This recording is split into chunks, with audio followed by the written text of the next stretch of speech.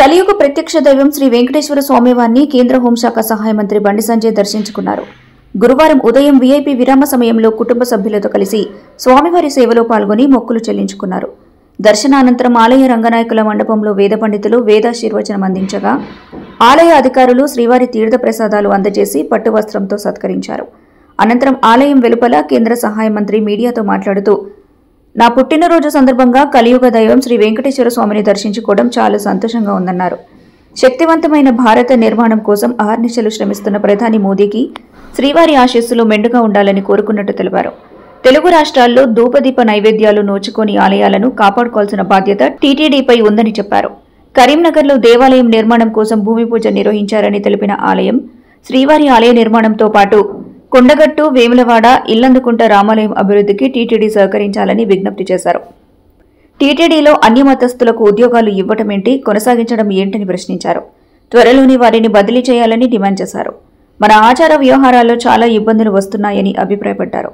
స్వామివారిపై నమ్మకం లేని వారికి జీతభత్యాలు ఇవ్వడం ఎంతవరకు సమంజసం కాదని స్పష్టం చేశారు. హిందూ మత విశ్వాసం లేదని బయటకు వస్తేనే ఉద్యోగిని సస్పెండ్ చేస్తారా, లేకుంటే చేయరా అంటూ ఆగ్రహం వ్యక్తం చేశారు. టీటీడీ విషయంలో ఓటు బ్యాంక్ రాజకీయాలు చేయకూడదని హితవు పలికారు. టీటీడీలో ఇతర మతస్థులకు ఉద్యోగాలు ఇవ్వకూడదు, ఉన్న ఉద్యోగులను వెంటనే తొలగించాలని కోరారు. చర్చ్ మసీదుల్లో హిందువులకు ఉద్యోగాలు ఇస్తారా అంటూ ప్రశ్నించారు. ఈరోజు జన్మదినం సందర్భంగా స్వామివారి దర్శనం కోసం రావడం జరిగింది. గత సంవత్సరం కూడా జన్మదినం సందర్భంగా స్వామివారి దర్శించుకోవడం జరిగింది. ప్రతి ఒక్కరూ సుఖ సంతోషాలతో ఉండాలని చెప్పి, అందరి కష్టాలు తొలగిపోవాలని చెప్పి, ఒక ప్రశాంతమైన వాతావరణంలో జీవించాలని చెప్పి, ఈ దేశం కోసం, సనాతన ధర్మం కోసం, ఈ సమాజం కోసం అందరూ కలిసికట్టుగా ఉండాలని చెప్పి, ఎవరికి ఏ కష్టం వచ్చినా, ఏ ఆపద వచ్చినా ఈ ధర్మ పరిరక్షణలో ఒకరికొకరు చేదోడు వాదోడుగా ఉండాలని చెప్పి, ఆ శక్తిని, సామర్థ్యాన్ని, ఆ ఆలోచనను కల్పించాలని చెప్పి ఆ స్వామివారిని వేడుకోవడం జరిగింది. దాంతోపాటు ఒక శక్తివంతమైనటువంటి భారతదేశ నిర్మాణం కోసం, ఈ దేశ రక్షణ కోసం, ఈ దేశ అభివృద్ధి కోసం, ఈ దేశంలోని పేద ప్రజల సంక్షేమం కోసం అహర్నిశలు శ్రమిస్తున్నటువంటి ప్రియతమ నేత దేశ ప్రధాని నరేంద్ర మోడీ గారికి నిండు నూరేళ్ళు ఆరోగ్యాలు ఇవ్వాలని చెప్పి, వారికి ఆ శక్తిని, సామర్థ్యాన్ని ఇంకా కల్పించాలని చెప్పి, వారికి ఎప్పుడు స్వామివారి యొక్క మంగళాశాసనాలు ఉండాలని చెప్పి ఆ స్వామివారిని వేడుకోవడం జరిగింది. దాంతోపాటు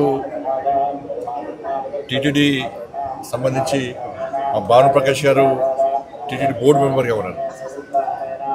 సరే, అనేక అంశాల మీద వారు మొదటి నుంచి కూడా గతంలో భారతీయ జనతా పార్టీ నాయకులు ఉన్నప్పుడు కూడా అనేక సమస్యల మీద ఫైట్ చేసేటువంటి అనుభవం వారికి ఉంది, ప్రశ్నించేటువంటి స్వత్వం మరి ఇప్పుడే వారికి కూడా జరిగింది. నాయుడు గారు కూడా నాకు చాలా దగ్గర మనిషి, వారి బ్లెస్సింగ్స్ కూడా గతం నుంచి ఎప్పుడు కూడా నాకు ఉంటా ఉంటాయి. నేను కూడా రిక్వెస్ట్ చేస్తా ఉన్నాను,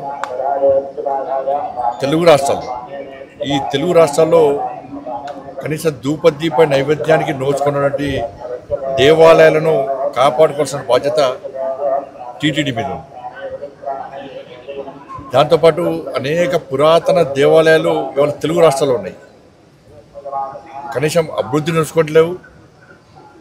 భక్తుల మాత్రం చాలా పవర్ఫుల్ సెంటిమెంట్ టెంపుల్స్ అవన్నీ కూడా, కానీ ఎలాంటి అభివృద్ధి నోచుకోలేక, నిధులు లేక చాలా ఇబ్బంది పడుతున్న తరంలో వాటిని గుర్తించి ఆ దేవస్థానాలు కూడా సంవత్సరానికి వస్తారు, సంవత్సరానికి 2 సార్లు జాతరలు జరుగుతూ ఉంటాయి, ఉత్సవాలు జరుగుతూ ఉంటాయి, లక్షలాది మంది భక్తులు దర్శించుకుంటారు. కానీ మిగతా సమయంలో కనీసం ఇక్కడ అభివృద్ధి, కనీస సౌకర్యాలు లేక ఇబ్బంది పడుతున్నారు. కాబట్టి ఈ తెలుగు రాష్ట్రాల్లో ఉన్నటువంటి పురాతన దేవాలయాలకు నిధులు కేటాయించి వాటిని ఒక యుద్ధ ప్రాతిపదికన, ఒక ప్రణాళిక ప్రకారం అభివృద్ధి చేయాల్సిందిగా నేను వారికి విజ్ఞప్తి చేస్తాను.